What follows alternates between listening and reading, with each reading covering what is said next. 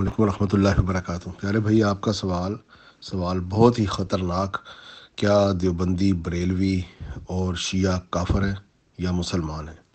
یہ آپ نے سوال دو لفظوں میں کر دیا، لیکن اس کے پیچھے ایک بہت بڑی جو ہے نا فکر موجود ہے، جس کا میں تو کیا، تمام علماء، تمام مشائخ، تمام محقق، محدثین، ہمارے ادلہ اربعہ، تمام اہل اسلام جو ہے نا اس کی مخالفت ہی کرتے ہیں۔ ہم کسی کو کافر نہیں کہتے۔ سب سے پہلے یہ سمجھ لیں، من کان لا الہ الا اللہ محمد رسول اللہ وہو مسلم۔ اور ایک حدیث میں ہے، من صلی صلاتنا و استقبل قبلاتنا و اقول ذباحنا وہو مسلم، کہ جس نے ہمارے ساتھ نماز پڑھی، ہمارے قبلے کا استقبال کیا، یعنی کہ ایک ہی قبلہ میں کھڑے ہو کر ہم نے نماز پڑھی اور اس نے ہمارا ذبیحہ کھایا، وہ مسلمان ہے۔ اور جس نے لا الہ الا اللہ محمد رسول اللہ کی دو شہادتیں دے کر اسلام میں آیا، ہم اس کی تکفیر نہیں کریں گے، الا کہ وہ ختم نبوت کا قائل نہ رہے، یا وہ کسی بھی شخصیت کو الوہیت میں داخل کرے، یا وہ کہہ دے کہ فلاں مخلوق میں سے کوئی ہے وہ اللہ ہے، یا اللہ اس میں حلول کر گیا ہے۔ اس طرح کے عقیدے رکھنے والوں کو مسلمان نہیں سمجھا جاتا۔ دو ہی فرقے ہیں اس طرح کے، ایک قادیانی جو کہ نبی علیہ الصلوۃ والسلام کی ختم نبوت کے منکر ہوئے، انہوں نے غلام احمد قادیانی کو نبی بنا ڈالا، اور ایک کچھ لوگ ہیں جو کہ نصیریت میں داخل ہوئے، انہوں نے حضرت علی کو خدا بنا ڈالا۔ ان کے علاوہ اس دنیا میں جتنے بھی لوگ اپنے آپ کو مسلمان ہونے کا اعلان کرتے ہیں وہ مسلمان ہی ہیں، الا کہ جو انفرادی طور پر ان کے اندر کوئی ایسی بات آ جائے کہ جس سے وہ دائرہ اسلام سے خارج ہو جائیں، بحیثیت مجموعی ایک جماعت وہ دائرہ اسلام سے خارج نہیں ہیں۔ دیوبندی ہمارے بھائی ہیں، مسلمان ہیں، حنفی ہیں، اور بریلوی بھی مسلمان ہیں، حنفی ہیں۔ اب عرف عام میں جو پاکستان میں اہل سنت والجماعت پائی جاتی ہیں، یہ سارے بریلوی ہیں۔ یہ بریلویوں کے جو بڑے علماء کچھ گزرے ہیں نا، انہوں نے تکفیر کی ہے اپنے فتاویٰ میں لکھ کر دیوبندیوں کی، جس میں احمد رضا خان بریلوی نے کتاب لکھ ڈالی، اور اس کے جواب میں دیوبندیوں کے بڑے علماء نے بھی کتابیں لکھ ڈالی۔ تو لہٰذا یہ دونوں ہی اسلام کے فرقے ہیں، ان میں جو ہے نا تکفیر نہیں کرنی چاہیے، کوئی کافر نہیں ہے ان میں بالکل۔ تو اسی طرح ان دونوں نے مل کر اہل حدیث کے بارے میں بھی کفر کے فتوے لگائے، اور ان تینوں نے مل کر شیعہ کے بارے میں کفر کے فتوے لگائے۔ نہ شیعہ کافر ہے، نہ دیوبندی کافر ہے، نہ بریلوی، نہ اہل حدیث۔ اب اس کا ہم جائزہ لیتے ہیں۔ پہلے جو کہ تینوں مل کر ایک جماعت کو کافر کہتے ہیں، وہ ہے اہل تشیع۔ تو ہم دیکھتے ہیں کہ اہل تشیع کے کفر کے اوپر ہمارے آباء و اجداد، ہمارے سلف صالحین، ہمارے بڑے، ہمارے محققین، محدثین، ہمارے ادلہ اربعہ وہ کیا کہتے ہیں۔ تو اگر ہم اپنے ادلہ اربعہ کو پڑھے جو اہل سنت کے چار امام، امام شافعی، امام مالک، امام احمد بن حنبل، امام ابو حنیفہ، یہ سب مل کر جو ہے نا اہل تشیع کو کافر نہیں کہتے۔ امام بخاری، مسلم، ابن ماجہ، نسائی، ابو داؤد، ان سب میں جو ہے نا اہل تشیع کے راوی موجود ہیں، ان سے انہوں نے حدیثیں لی ہیں، ان سے انہوں نے دین لیا ہے۔ تو شیعہ سے انہوں نے حدیثیں لی ہمارے محدثین نے، اور شیعہ کو ہمارے محققین نے کافر نہیں کہا، بالکل کافر نہیں کہا۔ تو لہٰذا یہ آج چند لوگ اٹھ کر جو ہے نا وہ کسی نہ کسی جماعت کی شخصی مخالفت کی وجہ سے، یا کوئی اپنے رتبوں اور پیسوں کی لالچ میں جو ہے نا ایک فرقے کو دوسرا فرقہ جو ہے نا کافر کافر کی رٹ لگاتا ہے۔ بالکل کافر نہیں۔ ہمارے استاد مولانا اسحاق رحمہ اللہ کہا کرتے تھے کہ میری قبر پر تم بھی لکھ کے لگا دینا کہ میں کسی کلمہ گو کو کافر نہیں کہتا، میرے جنازے میں بھی اعلان کرنا۔ تو یہ ایک ایسی فکر انہوں نے دی کہ جس سے جو ہے نا امت میں یہ تکفیریت جو ہے نا اس کی کمر ٹوٹ گئی۔ تو اب ہم دیکھتے ہیں کہ یہ جو لوگ شیعہ کو کافر کہتے ہیں، تو پاکستان کی قانون ساز اسمبلی نے کیا اسے کافر قرار دیا ہے؟ اس کا مطلب ہے پاکستان میں کوئی اتنا بڑا عالم دین نہیں ہے جو ان کو کافر قرار دے سکے۔ ان پاکستان کے کانسٹیٹیوشن میں کیا شیعہ کو کافر لکھا گیا ہے؟ پاکستان کی قانون ساز اسمبلی میں کیا کوئی ایسی تحریک پیش ہوئی، وہ پاس ہوئی کہ جس سے شیعہ کا کفر جو ہے وہ پاکستان میں نافذ کیا جائے؟ اور اسلامی نظریاتی کونسل جو پاکستان کی ہے، اس میں چاروں جو مسالک کی نمائندگی موجود ہے، تو کافروں کی نمائندگی اسلامی نظریاتی کونسل میں ہو سکتی ہے؟ چلو اگر یہ کہیں جی پاکستان کوئی حجت نہیں، تو بھی حجت پھر کیا سعودی عربیہ ہے؟ تو پھر آ جائیں۔ سعودی عربیہ میں حج پر اہل تشیع کو کرنے کی اجازت نہیں ہے کیا؟ باقاعدہ ان کے ویزے نکالے جاتے ہیں، ایک کوٹا دیا جاتا ہے، اہل ایران کے حاجی آتے ہیں اور بڑا منظم ہو کر وہ حج کرتے ہیں۔ میں نے خود ان کو حج کرتے ہوئے دیکھا، جتنا منظم ایرانی حاجیوں کو میں نے دیکھا، کسی اور ملک کے حاجیوں کو نہیں دیکھا گیا۔ تو باقاعدہ سعودی حکومت ان کے لیے پیکیجز دیتی ہے۔ تو دنیا میں 57 اسلامی کنٹریز ہیں، کسی ایک اسلامی ملک نے ان کو کافر قرار نہیں دیا۔ تو 57 اسلامی کنٹریز کے مشائخ، علماء، محققین یہ سارے بیوقوف نکلے، اور آج سپہ صحابہ میں سے کوئی اٹھ کے کہہ دے، یا کوئی دیوبندیوں میں سے اٹھ کے کہہ دے، یا کوئی وہابیوں میں سے اٹھ کے کہہ دے کہ شیعہ کافر ہے، تو ہم مان جائیں گے؟ وہ رسول اللہ کے دیوانے ہیں، رسول اللہ کی آل کے دیوانے ہیں، رسول اللہ سے محبت کرتے ہیں۔ سب سے بڑی بات یہ، وہ اللہ اور اس کے رسول کو مانتے ہیں اور نماز پڑھتے ہیں اور حج کرتے ہیں۔ یا کیا اتنا کافی نہیں ہے کسی کا مسلمان ہونے کے لیے؟ قرآن میں تو مشرکین سے جب شرط باندھی گئی تھی نا کہ وہ زکوٰۃ دیتے رہے اور نماز پڑھتے رہے، تو پھر ہم ان کے خلاف تلوار نہیں اٹھائیں گے، ہم ان کو مسلمان تصور کریں گے۔ یہاں وہ لوگ آل رسول پر اپنی جانیں قربان کرنے کو تیار ہیں۔ آل رسول کے ان کے اوپر جو مظالم ہوئے، ان پر ان کی آنکھیں بھر آتی ہیں، روتے ہیں بیچارے، ان سے اتنی محبت کرتے ہیں، ان کے ناموں پہ اپنے نام رکھتے ہیں، ان کے لیے اپنی جانیں وقف کرتے ہیں، اور ہم اٹھا کر اگر وہ نماز روزہ کرتے رہیں، حج کعبہ کا کرتے رہیں، ہم پھر بھی انہیں مسلمان نہ مانیں، تو پھر وہ کیا ایسا کریں کہ ہم انہیں مسلمان مانیں؟ تو لہٰذا یہ ہمارے اہل تشیع بھائی بالکل مسلمان ہیں، پکے ٹھکے، ایسی کوئی بات نہیں ہے کہ ہم ان کی دار اسلام سے خارج کر دیں۔ ہاں انڈیویجولی طور پر کوئی بندہ ایسی بات کرے، جیسے کہ اکثر ہم ویڈیوز دیکھتے ہیں ان کے ذاکرین میں سے کوئی ایسے ذاکر ہوتے ہیں کہ وہ کفریہ بات، شرکیہ کلمات ادا کر دیتے ہیں، تو ان انسانوں کو کہا جائے گا کہ یہ اس کے کلمات کفریہ ہے، بس ان کلمات کے اوپر بات ہوگی کہ بھئی یہ جو کلمات اس نے ادا کیے یہ کفریہ کلمات، ایسے ادا نہیں کرنے چاہیے، اگر وہ اس کے اوپر ایمان رکھتا ہے تو وہ دار اسلام سے خارج ہے۔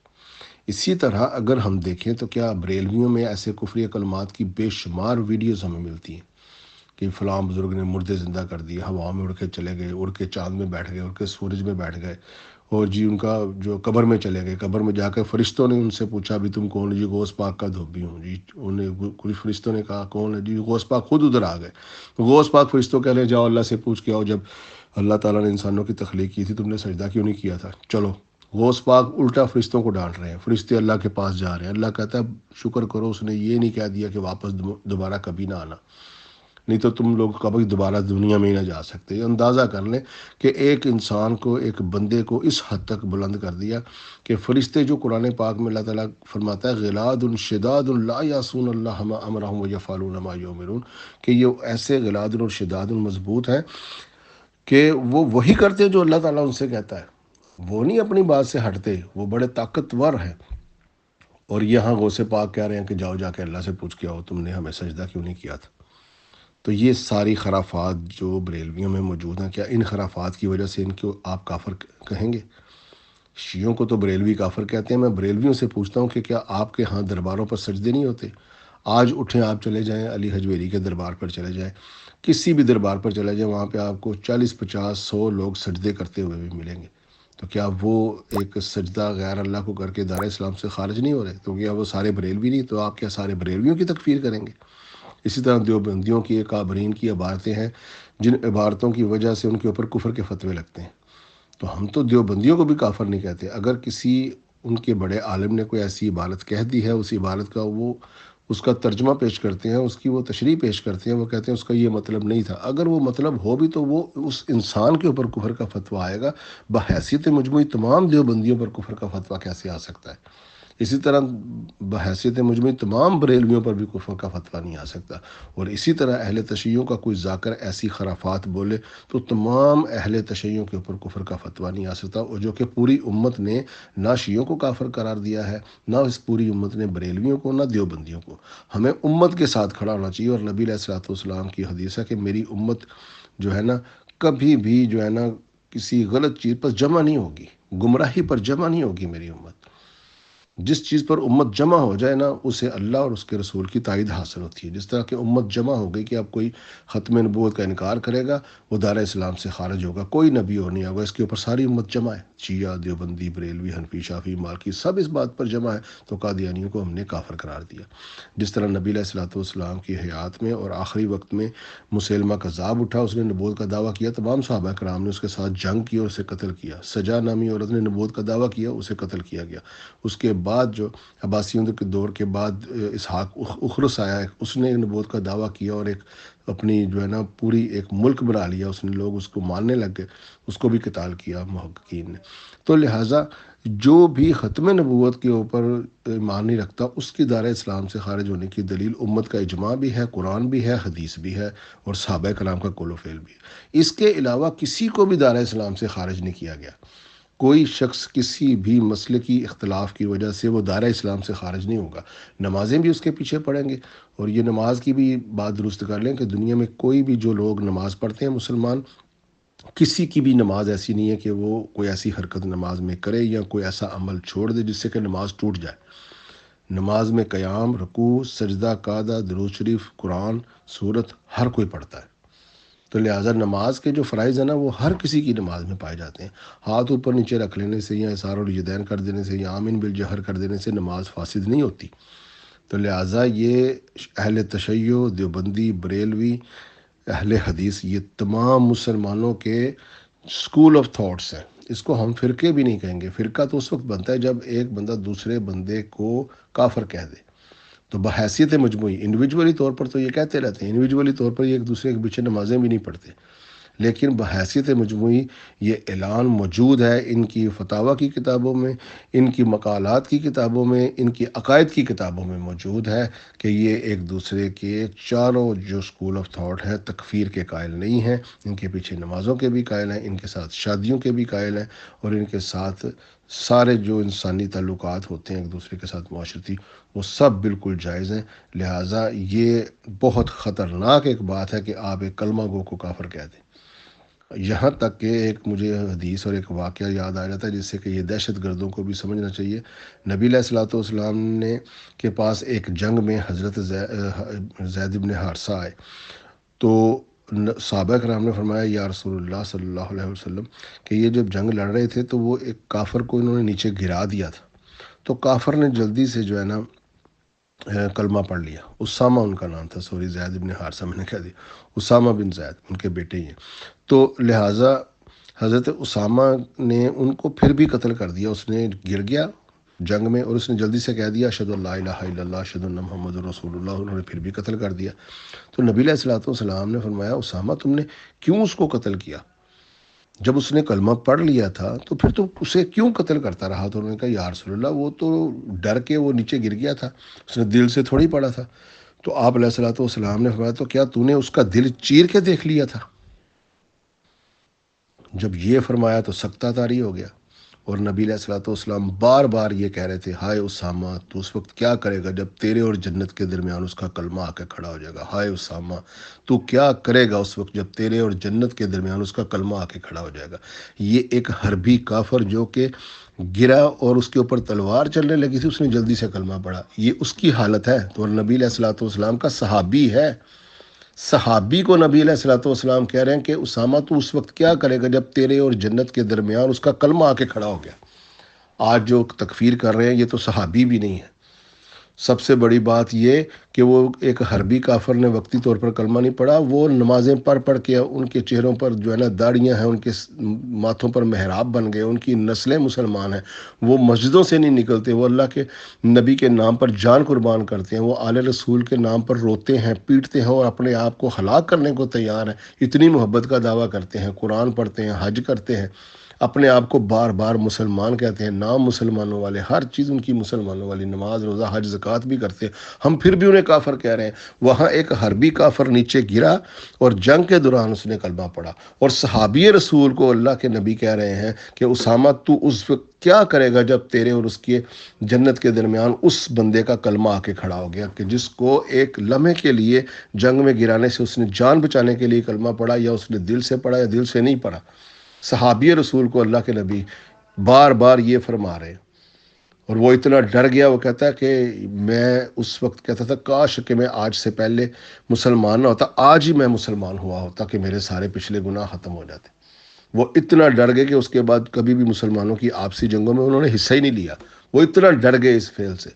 اور وہ بار بار یاد کرتے تھے کہ نبی خود مجھے کہہ رہا ہے کہ اسامہ تو اس وقت کیا کرے گا جب تیرے اور جنت کے درمیان اس کا کلمہ آ کے کھڑا ہو گیا. تو میں پوچھتا ہوں یہ دیوبندی، بریلوی، حنفی، شافی، مالکی اس وقت کیا کریں گے جب ان کے سامنے اور جنت کے درمیان ان لوگوں کے کلمے آ کے کھڑے ہو گئے جو ساری زندگی اللہ اور اس کے رسول کے نام پر مرتے تھے، ان سے محبت کرتے تھے، اور وہ اپنے آپ کو مسلمان کہتے تھے، رو رو کے اپنے آپ کو مسلمان کہتے تھے، اور یہ لوگ ان کی تکفیر کرتے رہے. کس منہ سے وہ اللہ کے سامنے پیش ہوں گے؟ اور اسی طرح اگر کوئی دیوبندیوں کو کافر کہتا ہے کہ وہ ان کا کلمہ، وہ داڑھی، ٹوپی، نماز، حج، روزہ ہر چیز کر کر کے دنیا سے گئے، تو اس وقت ان کے اور ان کے کلمے کے درمیان وہ آ کے کھڑے ہو گئے، تو یہ کیا جواب دیں گے کہ ایک حربی کافر کے کلمہ پڑھ لینے سے نبی علیہ الصلوۃ والسلام نے یہ فرمایا، اور یہاں بیچارے ساری زندگی نمازیں پڑھتے ہیں، روزے رکھتے ہیں، مسجدوں میں جاتے ہیں، ہم انہیں کافر کہہ رہے ہیں. اسی طرح بریلوی ہمارے بھائی ہیں، وہ اگر کچھ ایسی حرفات کر لیتے ہیں کہ جس کو آپ جو ہے نا بدعت سمجھتے ہو، تو اس وقت آپ کیا کرو گے؟ آپ ان کو ساری زندگی کافر کافر کے فتوے دیتے رہے.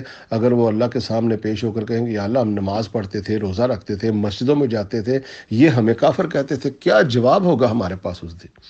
جب صحابی رسول کو اللہ کے نبی یہ کہہ رہے ہیں کہ اسامہ تو اس وقت کیا کرے گا جب تیرے اور جنت کے درمیان اس بندے کا کلمہ آ کر کھڑا ہو گیا جس نے صرف ایک لمحے کے لیے کلمہ پڑھا تھا، اور وہ بھی جنگ کے دوران گر گیا، اور وہ مرنے سے پہلے اس نے دیکھا کہ اب تلوار چل جانی، اس نے کلمہ پڑھ لیا. اس کلمے کا اتنا احترام نبی علیہ الصلوۃ والسلام کر رہے ہیں کہ صحابی کو کہہ رہے ہیں کہ تیرے اور جنت کے درمیان اس کا کلمہ آ کے کھڑا ہو گیا، تو کیا کرے گا؟ یہاں ساری زندگیاں لوگوں نے وقف کر دی، لوگ اعتکاف کرتے ہیں، روزے رکھتے ہیں، زکوٰۃ دیتے ہیں، داڑھی، ٹوپی، مصلی، ساری زندگی بیچارے نمازیں پڑھتے رہتے ہیں، تبلیغ میں جاتے ہیں. بریلوی بیچارے ساری زندگی وہ اپنا نبی علیہ الصلوۃ والسلام کی یاد میں ان کا دن مناتے ہیں، ان کی وفات پر روتے ہیں، ان کی پیدائش پر خوشیاں مناتے ہیں، ان کے لیے ہر نمازوں کے بعد کھڑے ہو کر درود شریف کی محفلیں کراتے ہیں، نعتیں پڑھتے ہیں. اور ہم جو بریلویوں کو کافر کہتے چلے جائیں، تو کیا ان کا کلمہ اس وقت کیا ہمارا حشر ہوگا کہ جب اگر ہم جنت میں جا رہے ہوں اور سامنے ان کا کلمہ آ کے کھڑا ہو جائے کہ تم ساری زندگی ہمیں کافر کہتے رہے، تو کیا کریں گے ہم؟ تو لہٰذا اپنا ایمان بچائیں، کسی کی تکفیر نہ کریں. جس کو امت نے کافر کہہ دیا نا، نصیریوں کو اور قادیانیوں کو، بس اسی پر رہیں، اور جس کو امت نے کافر نہیں کہا امت کے ساتھ رہیں. لہٰذا دیوبندی، بریلوی، حنفی، شافی، مالکی، اہل حدیث، اہل تشیع، یہ سب ہمارے مسلمان بھائی ہیں. ان کی تکفیر کرنا بالکل ناجائز ہے، حرام ہے.